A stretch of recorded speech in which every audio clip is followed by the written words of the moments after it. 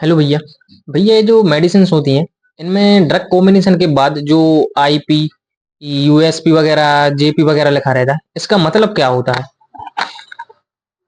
बहुत बढ़िया सवाल किया है आपने। सभी के मन में बहुत से लोग जो नए-नए होते हैं, जो ये चीज़ें देखते हैं, उनके मन में भी ये चीज़ होती है कि एक्चुअली ये होता क्या है?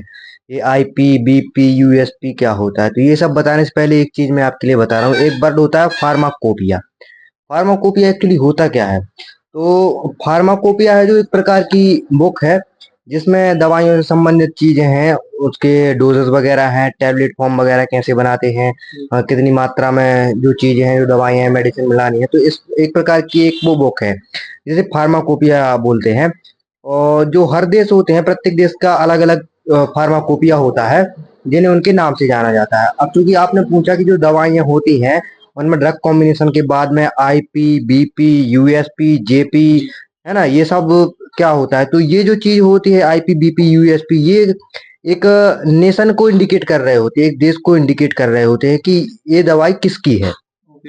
जैसे कि आईपी, आईपी का फुल फॉर्म क्या होता है? आईपी का फुल फॉर्म होता है इंडियन फार्माकोपिया। इंडियन फार्माकोपिया, ठीक है। देन उसके बाद आता है यूएसपी। तो गिनी चुनी जो अपने यहाँ दवाएं चलती हैं, मैं उसके ही बताऊंगा, ज्यादा अपन डीप नहीं जाएंगे उसमें। जैसे यूएसपी है, तो यूएसपी का जो है वो है यूनाइटेड स्टेट फार्माकोपिया। यूएसपी का मतलब क्या हुआ? United state pharmacopoeia.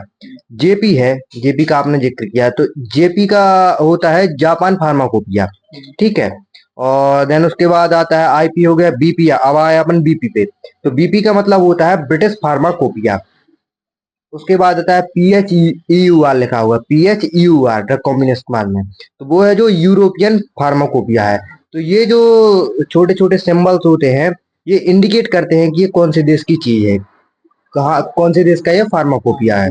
तो अब से आपके लिए समझ में आ गया होगा कि जो ड्रग कॉम्बिनेशन के बाद में आईपी, यूपी, जेपी, ये सब चीजें लिखी होती है, वो एक फार्माकोपिया को इंडिकेट कर रहे होते हैं।